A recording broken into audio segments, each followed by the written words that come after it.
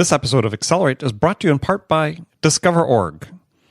Looking to close 4 times as many deals in half the time?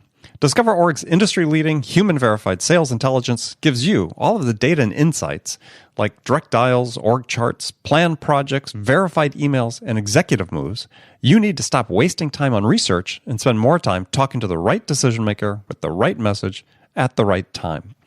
Their team of 250-plus sales researchers do all the work so that you don't have to. 2,500 companies are already using Discover.org to win more deals. So check them out at www.discoverorg.com. That's www.discoverorg.com.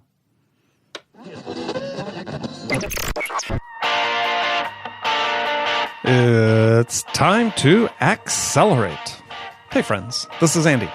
Welcome to episode 606 of Accelerate, the sales podcast of record. Joining me today on the show is my guest, Matt Benati.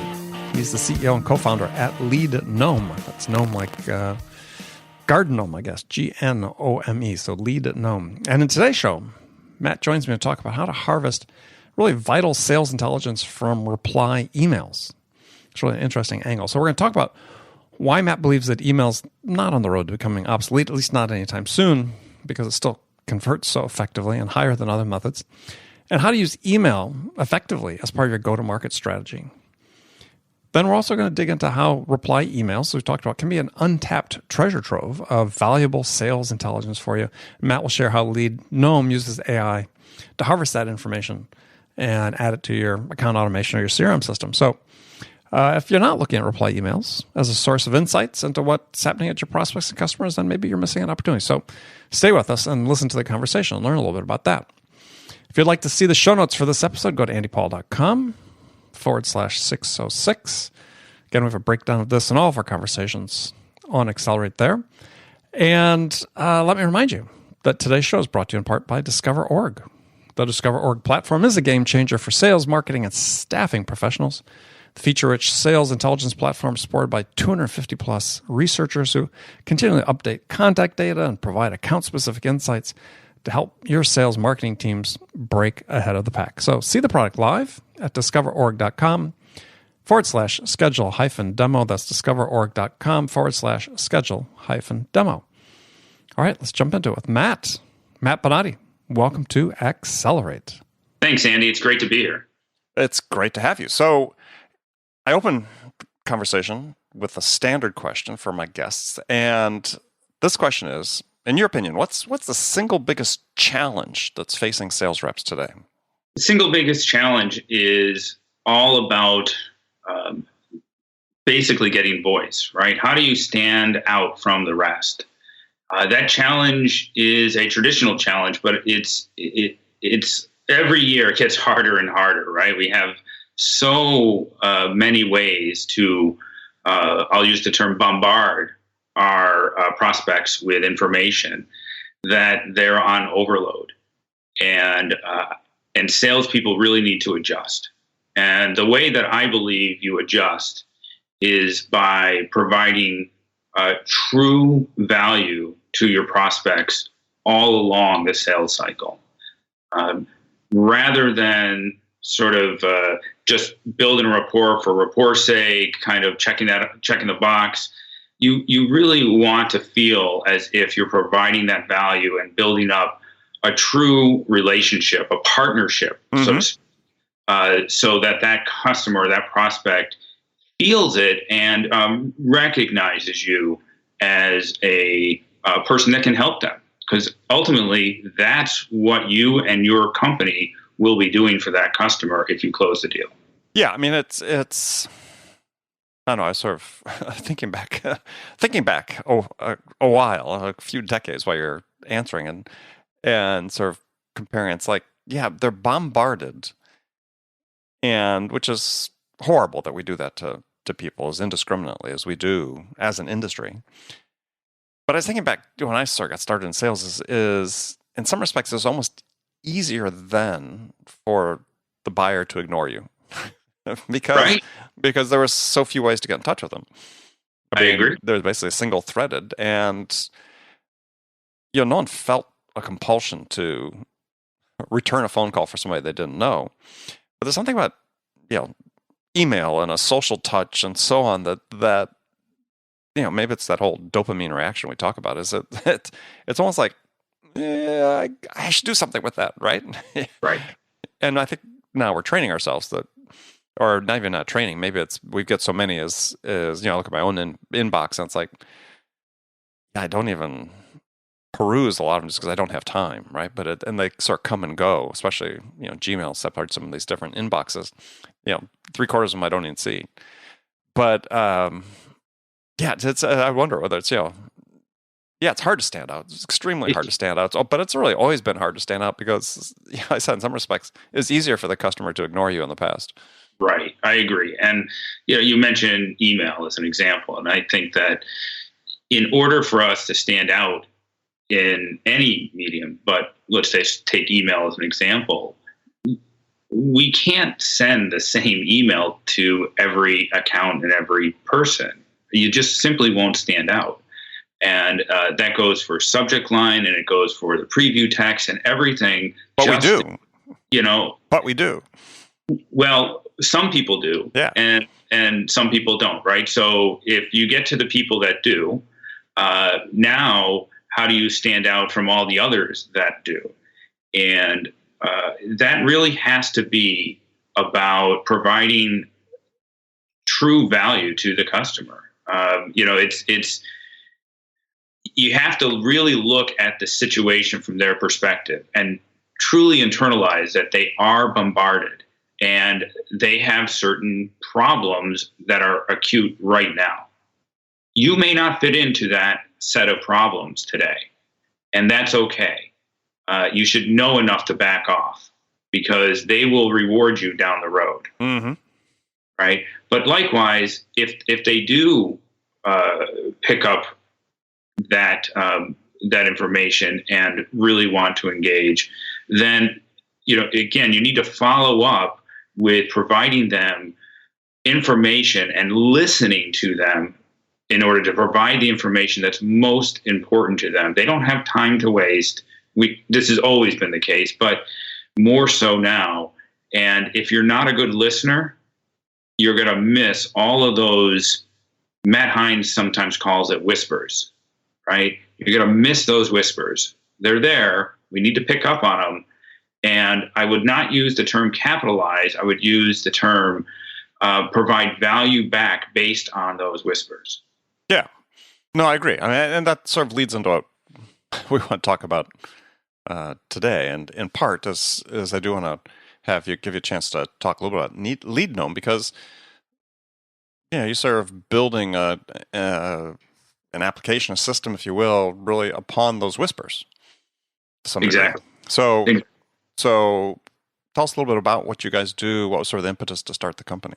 Yeah, the impetus was my own. I guess the best inventions are born out of your own experiences, and in this case, LeadGnome's case, that's true. I have been leading some marketing departments, focusing in on the marketing and sales aspects of my job, and what I noticed was all of these great pieces of information coming back to us from our email campaigns, and that component of our overall campaign.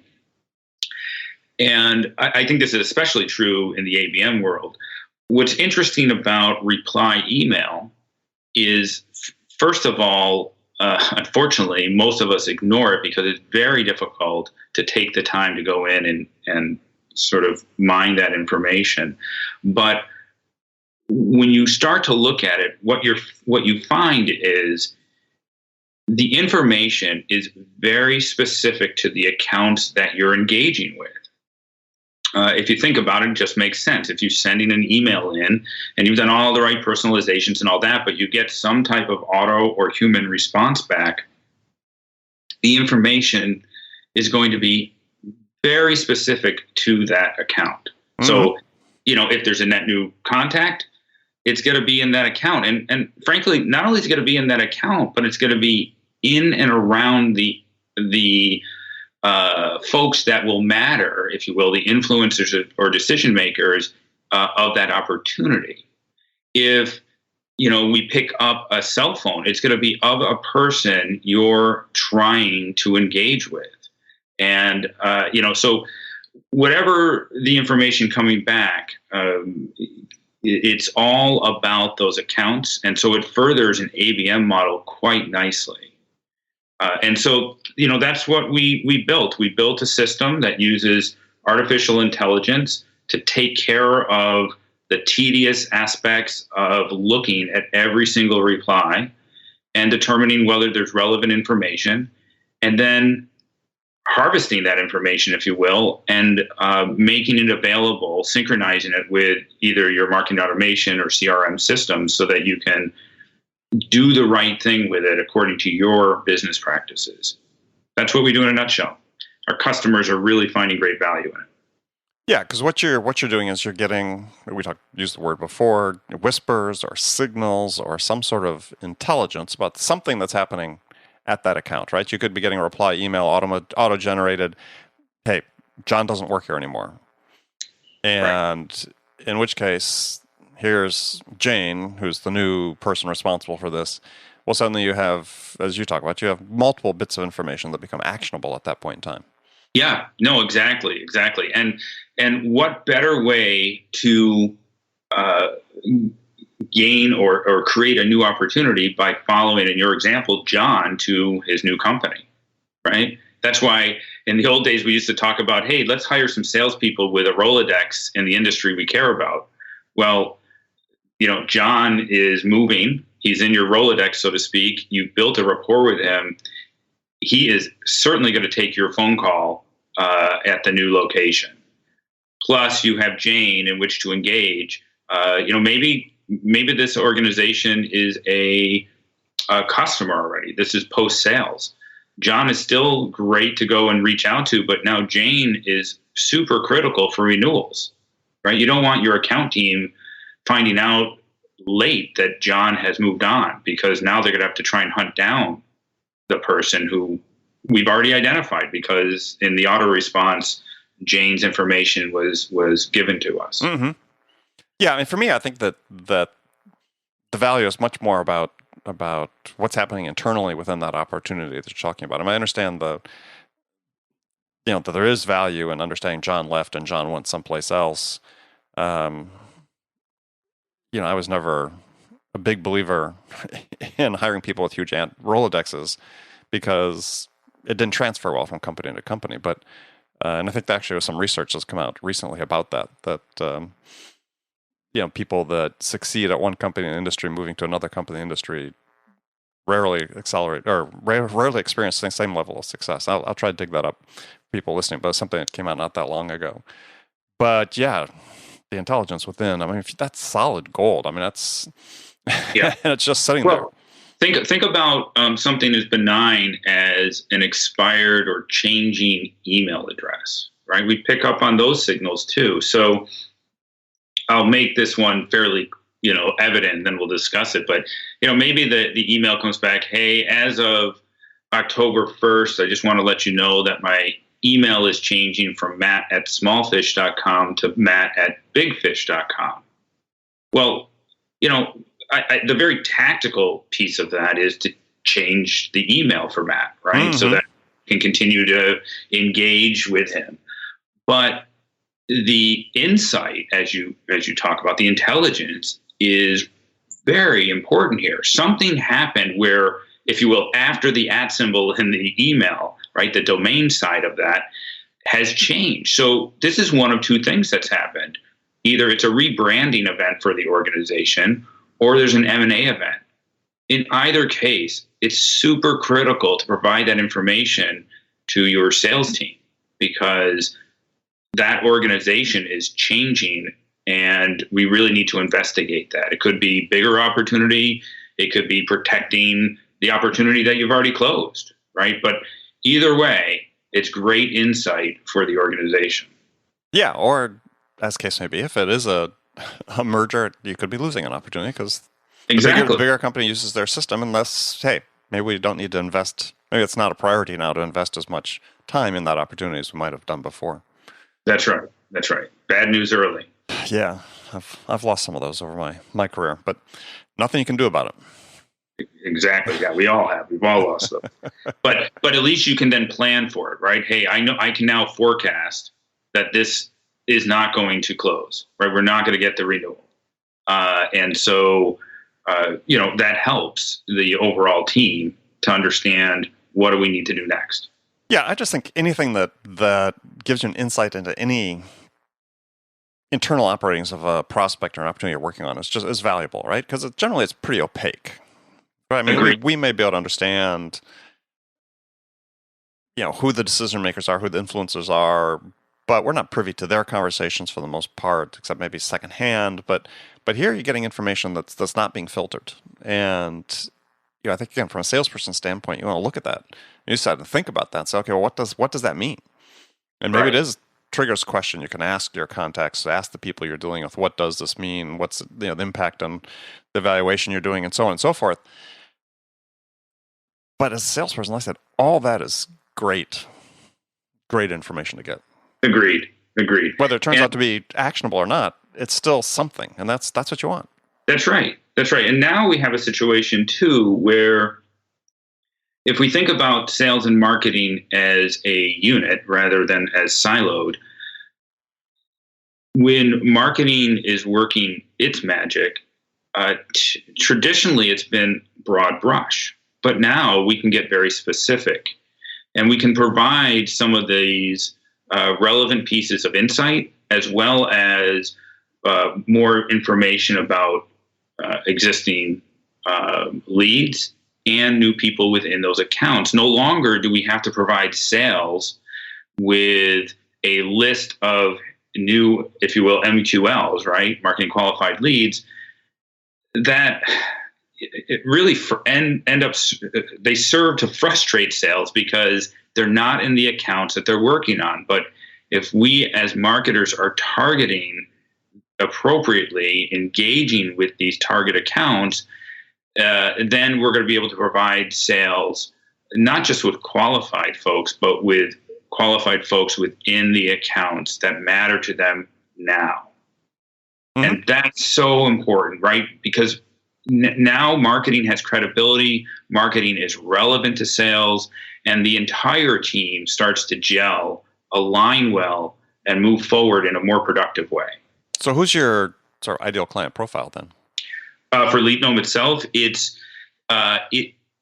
so we generate a lot of information that needs to then be leveraged within the business logic, alerts and so on, workflows. And so our ideal customer profile are mid-market to enterprise folks. They tend to send out more email than the teams can handle dealing with analyzing the replies, right? The volume is too high. But they also have to be marketing and sales stack savvy. And I don't mean just, laying down all these pieces of, these apps for putting them there, for just the sake of having them. I think Joe Rowley says it nicely, a fool with a tool is still a fool. But rather that these tools have to be leveraged already before we show up. Because if we're providing this information and it simply falls on the floor, it becomes burdensome to the organization as opposed to helpful. So we work with organizations that have the basics of marketing and sales automation in place so that we can drive in more intelligence that they can capitalize on that they haven't had before. Okay. Well, let's examine the question for a second about, so here you are, you're building this company based on this, mining emails for intelligence and signals and whispers. But there's a lot of discussion about the future of email. Is it going to be replaced by messaging apps? In some cases, some companies, Slack and others. But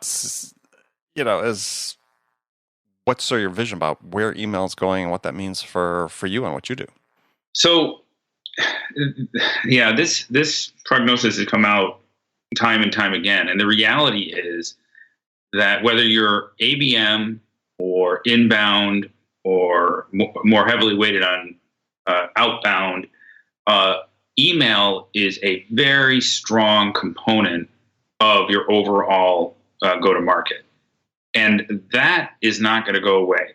The way you divvy up the world or your go-to-market components may change, but email has some very, some very nice parts about it that make it work so well. It still outperforms social by a landslide, right? The lowest number I can find is 3x conversion for email over social, but typically you'll see things like 6x. Is that changing? I think it's dependent on how the data is taken in. And if you think about ads, whether it's ABM ads or more traditional ads where you're trying to target personas, ads have a horrible conversion rate. They still do. Now, it gives you awareness, but conversion rate just isn't there. And so email tends to have its place in the overall mix. I'm not suggesting in any way, shape, or form that email should be your only thing, right? That no one individual channel should be your only way to go to market. But it certainly does provide wonderful return, and it tends to be the workhorse of marketing. And with what Aaron Ross has taught about around predictable revenue and the model of sending emails and making calls, and all of these organizations or solutions like SalesLoft and Yesware, et cetera, that have been developed to help with making a predictable cadence for a multi-touch cadence and a multi-channel cadence for sales teams. Email is still a very strong component. So I just don't see that as going away anytime soon because of its tremendous benefits. And the folks that I am speaking with, they're certainly becoming more savvy with social, et cetera. But email, still does a wonderful job and is still the dominant component of whether it's ABM, inbound, et cetera. You see email all the time. Yeah, well, I mean, it does, but and you talk about the comparative conversions and so on, but you don't think there's anything on the horizon that might change that? Well, I think that we will be looking at messaging, texts, et cetera, and that's something that we are looking into as well. There are replies, there's automated replies there, et cetera. So those are areas that we want to explore because there's information, there's whispers, there's insight in all of these channels. We started with email, but we certainly want to make sure that we're helping our customers, with many of those channels. The ones that provide feedback where we don't have the time necessarily to take a look at those. Yeah, I mean, I don't have any, real insights myself in terms of what I think will be in terms of predicting who the winner is going to be going forward. But it just feels like we're killing email with the way we're using it. It may still be the only one that really converts at a reasonable rate, but we're not doing anything to anything productive that's gonna say, yeah, we're gonna assure its longevity, because the way we're using it is just not a way. It doesn't align with the way most people want to. Personally, if you'd ask somebody, do you feel comfortable selling this way? Most of them would probably say no. Well, so I haven't gotten that kind of feedback. So if the model by which you're selling, so consistency and so on matters, right? So we have organizations like the Seventh Sense, as an example, which helps organizations determine through an AI engine when each of the folks that you're sending to tend to open up their email. And so you can optimize when to send your email so that the people receiving it will open it more readily, more consistently. And so what I have found is that consistency for instance, our LeadGnome as an organization, we send out one and only one email each week. We send it on Tuesday. We send it in the evening. And we found that has really worked for us well. And people, our customers, the folks that sign up for our newsletters, and we use double opt-in, to make sure that folks want to see this information. Our unsubscribe rate is negligible because we're very consistent. And if we're certain, if we're doing things that are inconsistent in order to get people's attention, we're playing with timing and so on, and flooding them sometimes, and et cetera, that is a problem. People don't take kindly to that. But I will say that if you ask folks, hey, should I try and sell to people via text message or via email, they'll say email, hands down. Because text messaging people think of it as intrusive. With email, I can let that sit, right? I can get to it when I want to. A text message interrupts me. So we used to talk about email interruption, where people were sort of bound to their screens or what have you. But sales is basically an interrupt-driven activity. I mean, take email aside and inside sales, but I mean, we still have, significant majority of salespeople who these days are still, out knocking on doors or right. Doing calls. It's all disruptive. It is. And so look at the behaviors of the people on the receiving end, right? So most of the folks that I know never answer their phone. They'd rather pick up the voicemail and make a decision of who to get back to. Mm-hmm. And so with email, it's the same thing. They could do that with text, but the pesky phones continue to remind you over and over, hey, you got a text waiting. Now you can turn that off, but we haven't, as recipients, gotten savvy enough with that yet. We still find that intrusive, and so the receiving end has figured out mechanisms of which to say, okay, well, let me go back when I feel ready, review these or delete them or what have you. And so, yes, while I agree with you that sales is interrupt driven, I think the better model is trying to figure out with some of these forms, hey, when would you like to talk? What is a good time, right?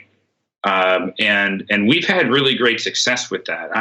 I tend to be a very soft sale type of person because I'm sold to all the time, and I don't like being knocked over the head all the time. So when I reach out to folks, I provide them with my calendar as an example, right?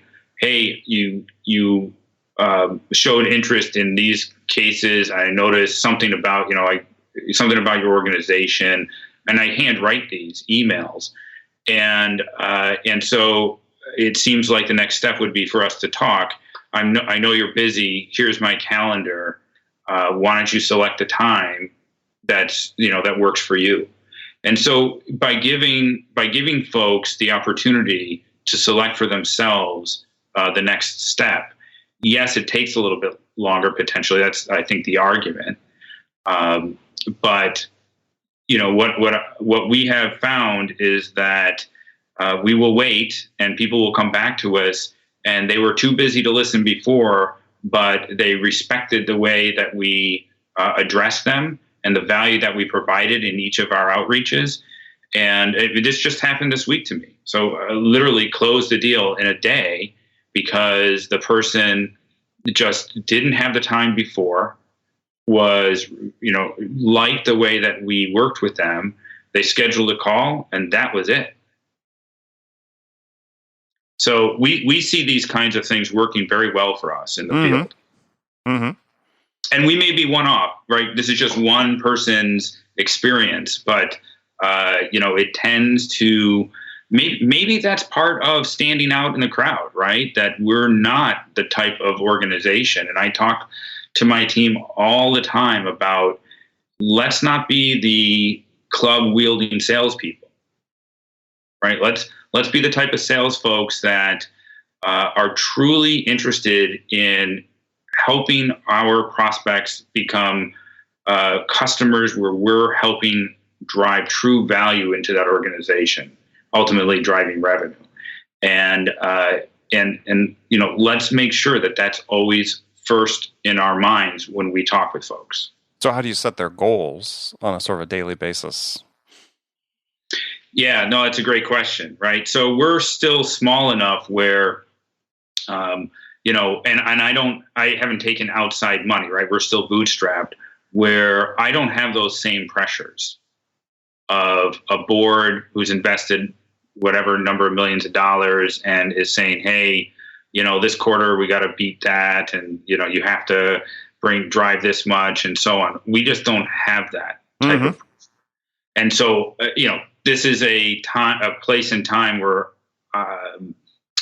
in some cases I'm fortunate, right? In some sense I'm fortunate where we don't have to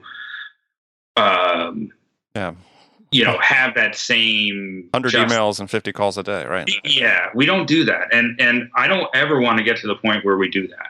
I think that is a mistake. We look at things from a long-term perspective as opposed to any short-term, revenue goals, et cetera. Yeah, well, I think, and we'd have a whole separate conversation about that. I mean, I think the way you're doing it is the way more companies should. It just because you're taking money doesn't necessarily mean that you need to conform to a different model of some that you referred to before. Agreed. But unfortunately, it's sort of the way it works, and it's they feel that pressure. Yeah. Right, but I think now there's the beginnings of pushback against that to say, yeah, we've done that, and it yields a certain level of performance. But if anything, we're not able to exceed that level, and we may actually be slipping backwards just because, the reception to it overall in the marketplace. So I think we've got a lot of discussion coming up about how that's all going to evolve. But all right, very useful to hear what you're doing. So unfortunately, we're out of time, but we'll have you back. We'll do this again sometime. So tell people how to find out more about LeadGnome, and I always think about Yard Gnome when I say that, LeadGnome, and get in contact with you. Yeah, so we're at leadgnome.com, LeadGnome.com, and people can reach out to me. It's simple. It's Matt, M-A-T-T, at leadgnome.com. I love talking about sales, marketing, the alignment between them, and of course, sharing with people some of the benefits of taking a look at reply email. There's just tremendous amount of insight in there. And I'd love to have that conversation with folks. All right. Well, perfect. Well, good. Well, Matt, thank you very much. Friends, thank you for spending this time with me today. Make sure you come back, join me again for the next episode of Accelerate with another fantastic guest. Till then, I appreciate if you get a chance, go to iTunes, wherever you listen to this podcast, subscribe, leave us a review. We want to hear from you, what we can do to make this an even better experience for you. So thanks again for joining me. And until next time, this is Andy Paul. Good selling, everyone.